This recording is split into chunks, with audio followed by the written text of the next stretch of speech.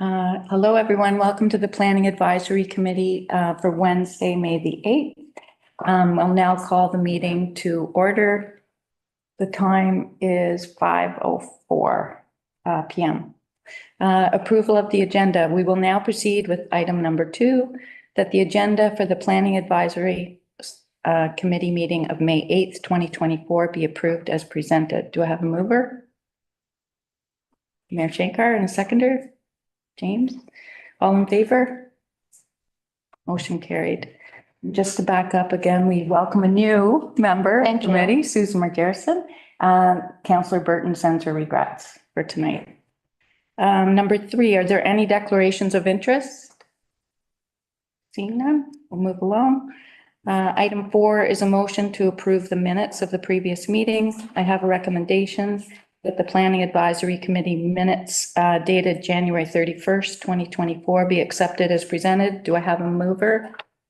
James, and a seconder? Mayor Shankar? Is there any discussion on the minutes? All in favor? Motion is carried.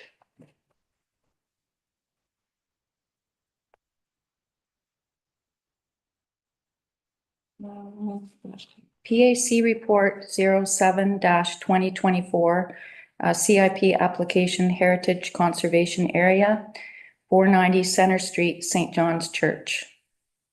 PAC Report 07-2024 regarding this application is the recommendation reads that the Planning Advisory Committee approve Community Improvement Plan Application 2024-07 for 490 Center Street, 172 Dibble Street West, St. John's Anglican Church, under the Heritage Conservation Area to a maximum of $8,000 in non-repayable property improvement grant funding. Can I have a mover for discussion? Mayor Shankar, and a seconder for the motion? James? Dana Valentine, Economic Development Officer, will speak to the report. Thanks, Dana. Thank you. Carrying through you to the committee. So we have an application before you tonight from the Friends of St. John's Church. And they also represent the Greater Flory Garden Club, which has been formed to develop a community garden on the property. I'm sure many of you have probably seen the beds that were installed there last year. So they use the garden to provide food through the food bank and to members of the parish and the community. And they've had some modifications to make to the church basement to accommodate the garden operation, including a new cellar door, which is really the thrust of the application tonight. They're seeking $8,000 in funding for the replacement of that. We've also had to make a few other modifications to develop a growing area in the basement, providing some new lighting, fans to support that. And they've, as I mentioned, have submitted an application for funding tonight. They've also expressed an interest in a future request for loan funds that would be submitted through a subsequent application. They've got some significant renovations that need to be made to preserve the church property itself, storm windows they'd like to add at some point. And they did want to just provide that indication as part of their application, just really to demonstrate that they are working extremely hard to raise funds for the preservation of the entire property and really trying to make it a community space. They've got a lot of different user groups operating out of there right now as well, and really want to continue to grow that usership moving forward. So we have application for you. Request is for $8,000 in funding. The total cost of the project is estimated at $13,560. And there are no concerns related to requirements or eligibility. And we're recommending full approval tonight. Happy to answer any questions. Is there any discussion on 5.1?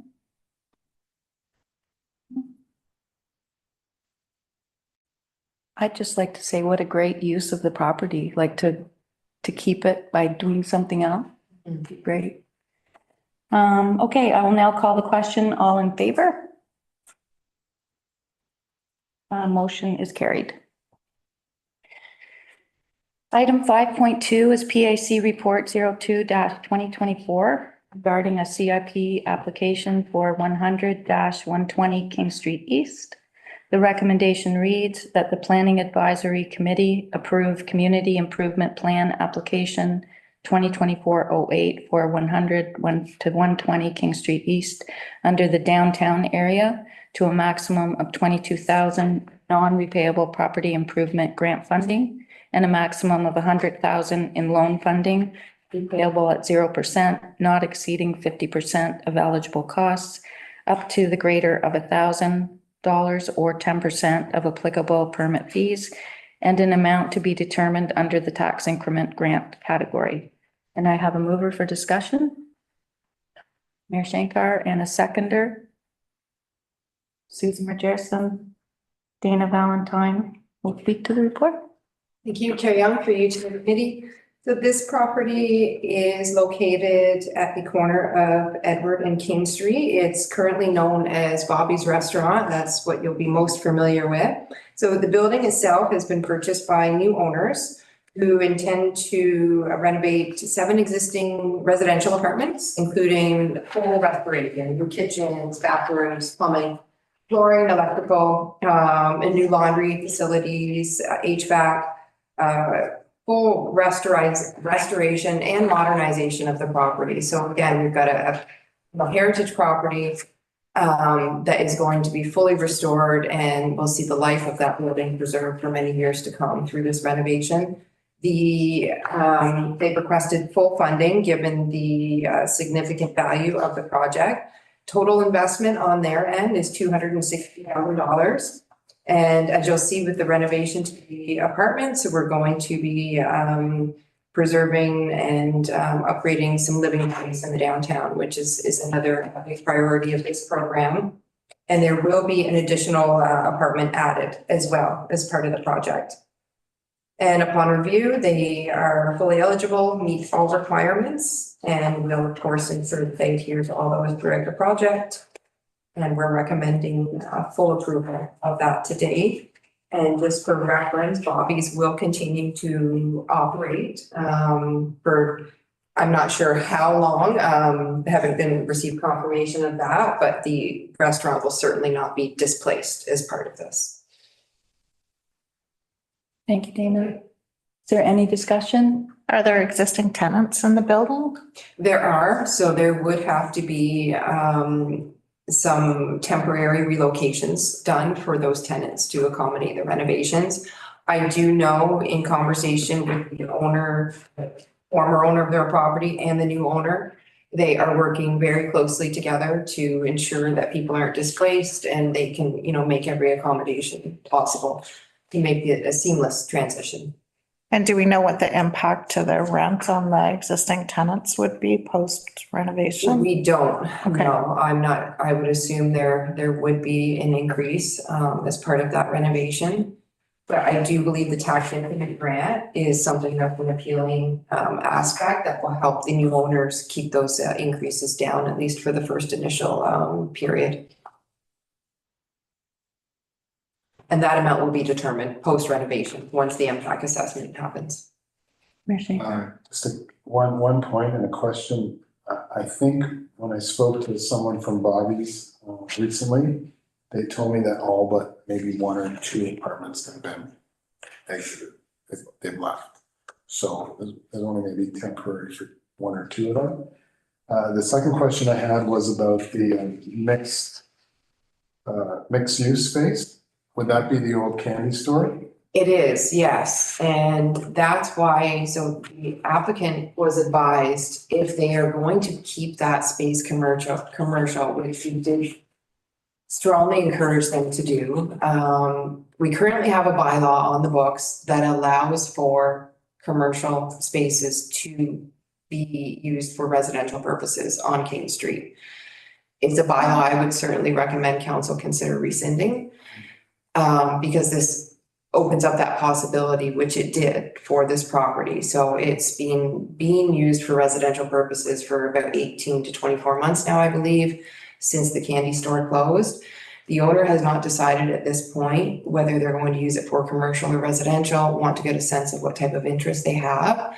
They were advised if they were committed to keeping it commercial, that property then would have been eligible for another round of funding. So another $100,000 in loans and another $22,000 in grant funding. Because it's each storefront, commercial storefront is eligible for funding. So they have chosen not to pursue the funding for that property. I believe that's a good indication that they're probably leaning more towards residential and don't want to have to be committed to keeping it commercial if they can't find a viable tenant. We're running out of commercial spaces in the downtown. I can tell you there would certainly be no lack of tenants for that property if it was retained as commercial. But again, I don't think that is necessarily the, up to this committee to consider necessarily, but it is a fact, and that is why they've only requested one pot of money where they would have normally been eligible for two. So can they decide that in the future? Absolutely, and they could come back and submit a subsequent application for just that property if they decided to keep it commercial. And we would, I'm certainly doing everything I can to encourage the owner to consider that, trying to demonstrate that we do have a lot of viable businesses looking for spaces. But currently, as it sits, the bylaw does exist. They can. That they do have that, yes, it is within their right to keep that as residential. Thank you. Any other discussion? No? I'll now call the question. All in favor? Motion is carried. Item 5.3 is PAC report 09-2024 regarding a CIP application for Subway Restaurant located at 305 King Street West. The recommendation reads that the Planning Advisory Committee approve Community Improvement Plan Application 2024-09 for 305 King Street West, Unit 3, under the downtown area to a maximum of $22,000 in non-repayable property improvement grant funding and up to the greater of $1,000 or 10% of applicable permit fees. Can I have a mover for discussion? Mayor Shankar, and a seconder? James? Dana, take it away. Thank you. Thank you to the committee. So this is a bit of a unique one that we're bringing forward this evening. As I'm sure you're all familiar, Subway Prescott has been in operation for just about exactly a year. We just celebrated their first year anniversary. When they were first coming on the scene and starting the renovations of that property, they had expressed interest in the CIP program, fully intended on applying. The program was approved, and unfortunately we received an appeal, which delayed the ability for anyone to seek funding through that program. It held it up for several months and it didn't open up for applications until this past fall. At that point, the business owner was extremely busy with operating their business, getting those initial, first year kinks worked out, and they've since reached out and expressed interest in moving forward with a funding application. We're recommending support of this application for the simple fact that it was under appeal, and had the program been available, the applicant would have applied then and likely been approved under the program, and it would have been fully eligible. There is another piece to this. We've since had a recently funded project has declined their funds. So we'll be clawing those funds back, which equates to $23,000, which could then be applied to this project. So this, if approved, would not have any impact on our current budget standing. It would simply be transferring the funds from one property to another.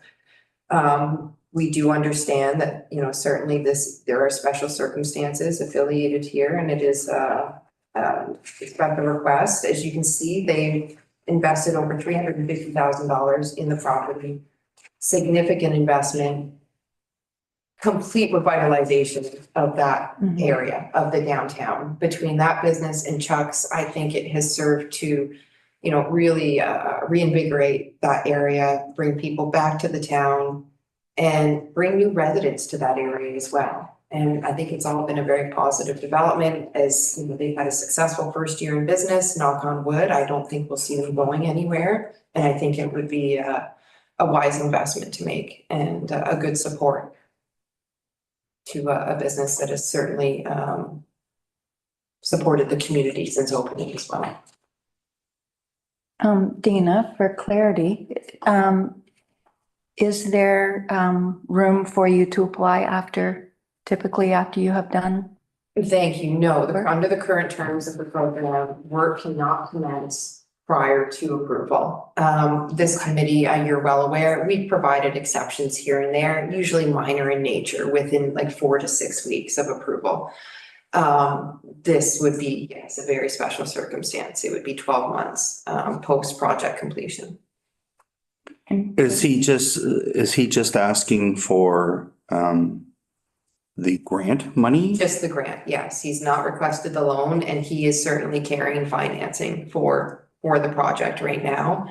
He recognized that given the lateness of this request, he felt it would be inappropriate to also request the loan funding. Next question, the 300,000 that he put in, was that just into the building or did that also include his restaurant equipment and his franchise fees, I guess? Not franchise fees, that was all building. So Okay. some equipment, yes, but all went directly into the building, into the property, some of which, yes, would be removable equipment if the building should sell. And one more question, is he applying as a tenant or is he an owner of the property? He's a tenant. Just a tenant? Yeah. Okay. Thank you. Just a question through you, Chair. What was the name of which company decided not to take the money? With River Home, unfortunately, they've since closed their business and they were recently approved for funding and they won't be moving forward sadly. Thank you. Any other discussion? No? I'll now call the question. All in favor? Motion carried.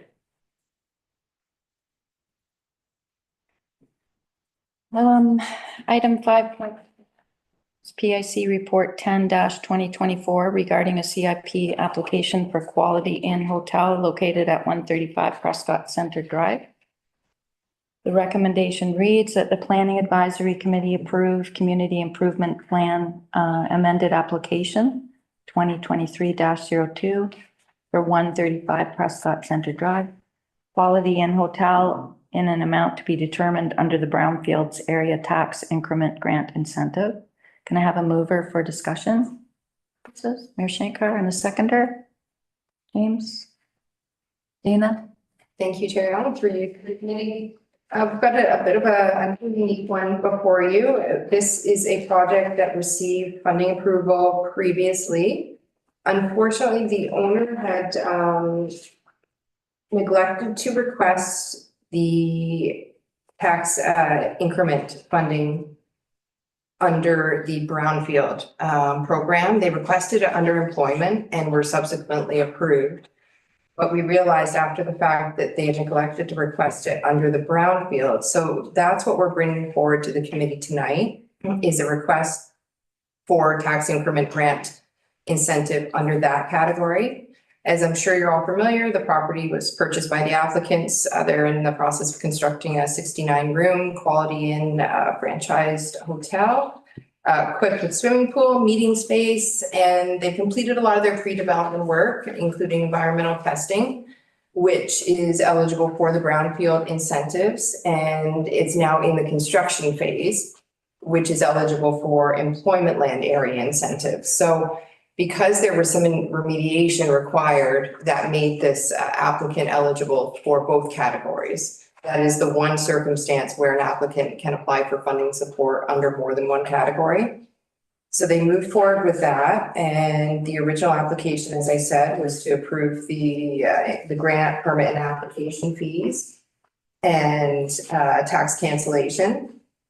Once construction began, there was some contamination found that had to be remediated, and it wasn't anticipated at that time. So that's why we're now coming back with a request for the tax increment grant under the brownfields category. Again, this is it's a prime candidate for funding. This has resulted in the remediation of a significant portion of our brownfield lands. And of course, the construction of a new hotel that is going to create dozens of jobs for the community and support the community center and tourism growth in the town for years to come. And I'm sure will prompt the subsequent construction of other hotels. So it's a great start in that area, and we are certainly recommending full support of this funding. The investment, I don't believe I did note the investment here, but I think we're at about $18 million in overall investment for this project. So it's certainly a well worth project to consider funding. And of course, that amount would be determined post the assessment process. Is there any discussion on 5.4? Just one question. Do you have an approximate dollar value for the credit or the incentive? I would look to Matthew to maybe Ballpark? speculate to that, yeah. So on a yearly basis, we're probably in the 80 to 100,000. But it won't exceed the amount that it costs to clean up the property, and it declines. So first year would be 80 to 100, and then it declines by 20% every year thereafter. So that's a savings for the court, yeah. Yeah. Huge. And so, but they spent over $500,000 on remediation. Okay. So $500,000 approximately. And it's in the form of savings, not a grant. So there's no money actually transferred. It's not that the town is providing. Is it tax money they're It's a tax saving? grant, yeah.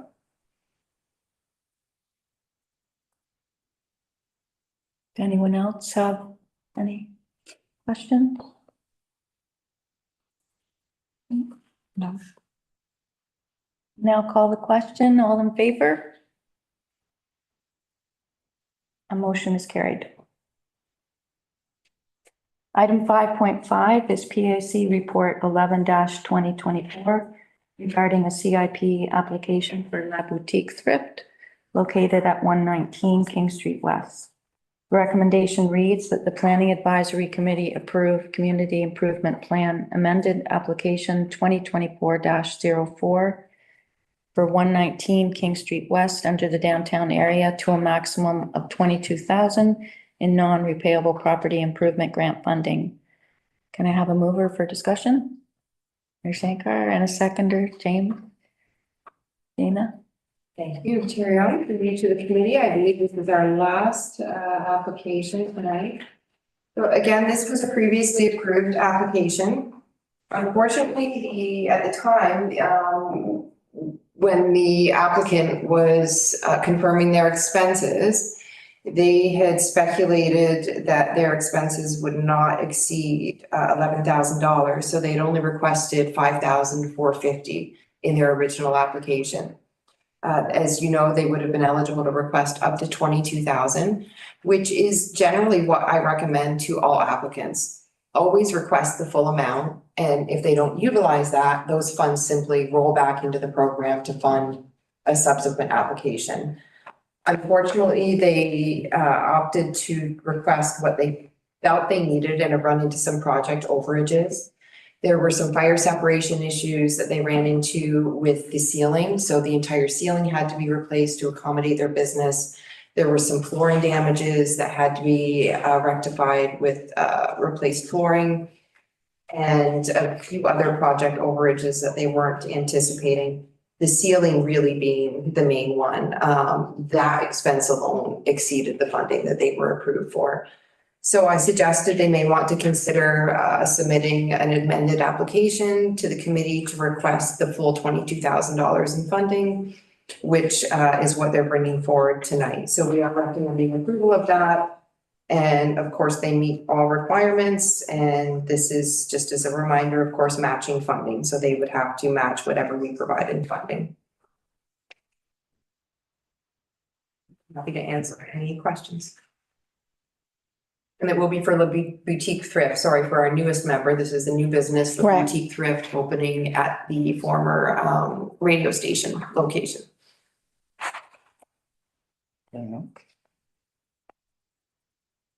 So question, so did she already, or the person already, present all the invoices? Yes, she has been Okay. submitting invoices. We have paid out a certain portion of the grant funding and the most recent invoice that she submitted for the ceiling work. We realized that she had exceeded her available funding at that point, so I advised her of that she had essentially run out of money and could consider submitting a request for additional funding up to the maximum 22.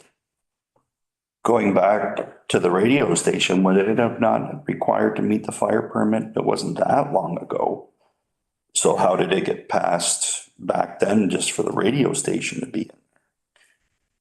So there's been several major changes over the last several years to fire code separation. Okay, And so it keeps getting tighter and also it also depends on who's above, like has it rented, is it vacant? residential. So yeah, and every time we find something new, it or go in, take a evaluation, that sort of thing. Then yeah, and I think when the radio station was there, that was probably 5 or 6 years ago. Right. When they did their renovations. And then now we're under 2024 rules, so. Okay, but wouldn't there be a grandfather clause in there? It's still commercial compared to residential. No? Unfortunately, every time you take out a new building permit, it has to be brought up to code. The entire The entire building? property, yes. So Yeah. the portion that The you're, portion that you're doing the work in, yeah.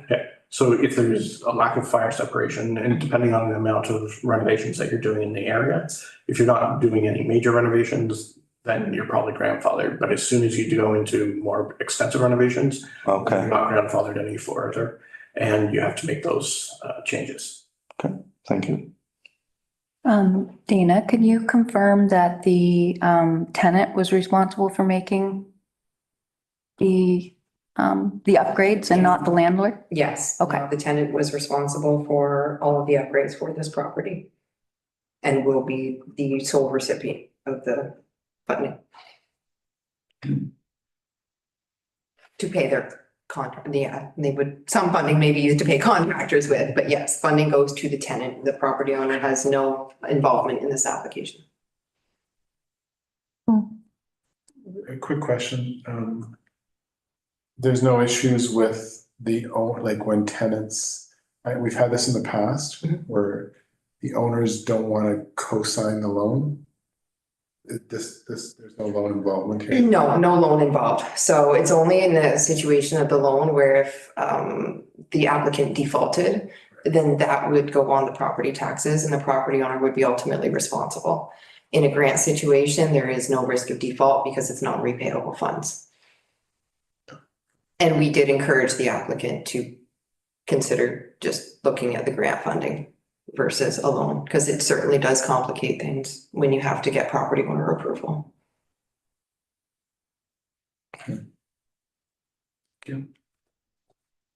Dana, is the property now almost ready to?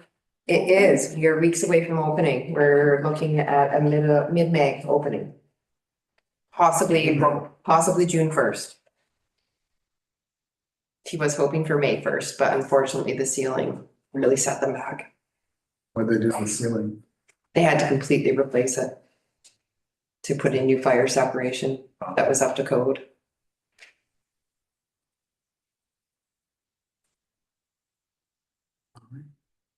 So that would make another commercial space viable, and in the event that that business didn't take off. Absolutely. Okay. And that really is the ultimate intent of the program, is to support the properties and the preservation of our commercial properties, as well as supporting businesses. But ultimately, it's to keep those properties viable so that they can continue to accommodate ongoing use. Is there any other discussion? Okay, call the question. All in favor? Motion is carried.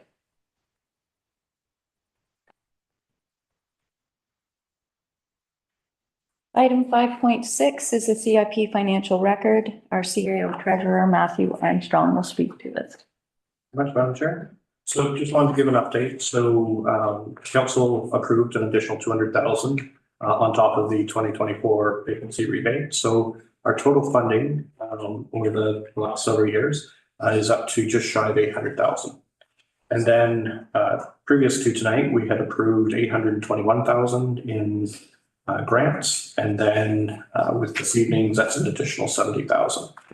We put back into the plan due to people completing or canceling their applications, a total of just shy of 97,000. So we're pretty much tapped out at this point. We have about $1,000 remaining.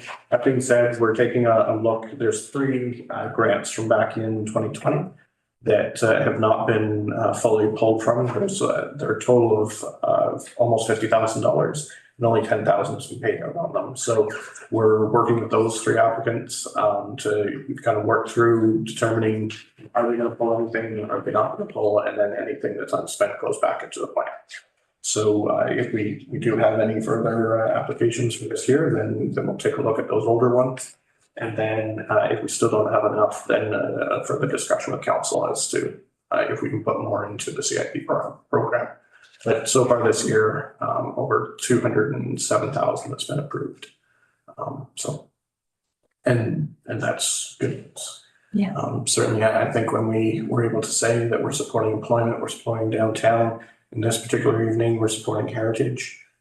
So all of those is a really good news type of thing. And we look forward to them coming online and finishing their projects. Thank you, Matthew. Does anyone have any questions? You're fine, Matthew? So for under the new plan, we've given people 2 years in which to finish their projects. Under the old plan, it wasn't that much of a timeline or deadline. That being said, we did have COVID, so that slowed up quite a few projects. But we're happy to say that, dating back to that time, we only have 3 that are outstanding from 2020, 1 that's outstanding for 2021, and 3 from 2022. So when I take a look at the total of 64 projects that we've approved, we only have 7 that are outstanding that are older than a year and a quarter old. So. And just if I can also add to that, we've also seen $30 million invested as a result, leverage through that program. I think that number needs to be out there more like that. Yes. And I know that I try to push that every time we talk about that, but I never know that exact number. So 30 million is the new updated number. $30,668,303. You gotta run and go. So, I mean, just to realize that by us approving 800,000, we translate that into $30 million. That's. And I think when you take a look at it, we've had heritage applications that we've supported. We've supported, I think, at least 2 or 3 brownfield programs, including the one for downtown that ended up building, a great 16 unit apartment building. So, when you take a look at some of the investments that the town has made in those developments, then it's a really good return on investment. And I will say, again, I've got to chime in here. I just had an inquiry from a potential business the other day. Prescott is becoming known for offering competitive incentives. I won't say the community that they were looking at, but they are now looking at Prescott because that community doesn't begin to offer the incentives that Prescott does. So this is a huge investment attraction piece, and it will continue to be the longer that, council continues to fund it. Are we able to make a direct correlation in the 30 million, how that increases our taxes? Sure, we will and can. That being said, it takes a few years. To realize that, just because it takes a while for impact to get around to reviewing those and changing the values. So I think that might be something we would certainly be happy to report back at our next meeting and just be able to show that correlation between those investments. Yeah, because people like to see those numbers, and like to connect the dots, so to speak. Certainly. And I'm just realizing actually now we'll have, we'll exceed 31 million after I add tonight's in. Yeah, with the leveraging, so That's great. we'll certainly, you know, that's something I would say I don't put enough or could certainly spend some more time on celebrating the benefits of the program and those positive impacts. It's something that goes by the wayside because, you know, we're just all so busy, but it is a big piece to that. And I think we need to be, you know, communicate that more publicly, whether it be through social media, you know, advocacy, just word of mouth. It is a big piece. And did you say, pardon me, did you say there's 64 projects altogether since we started? So 64 plus the additional 3 that we approved tonight. That were not amended projects. Yeah. So up to 67 now, and that's since 2018. So you got 67 projects, $800,000, $31 million in investment. And we've also approved 1.6 million in interest rate loans. We paid out 650 of that. And yeah, so I think, you know, when we're saying we're putting our money where our mouth is, we certainly are. And no defaults or anything like that. Oh, that's good. Zero default. Zero That's default. that's again, big news. And one of the things that when it comes to the loans is that we have the collateral of the property itself. So that's why we have the owner sign off on it, that if there is a default, it goes on to the tax roll and then can be collected that way. Thank you, Matthew. Does anyone have any new business they would like to bring forward? No. There's no media tonight, Liz? Item 8 is adjournment. I have a recommendation that the Planning Advisory Committee meeting be adjourned. The time is 5:40. Do I have a mover? James, and a seconder, Shankar, all in favor? Motion is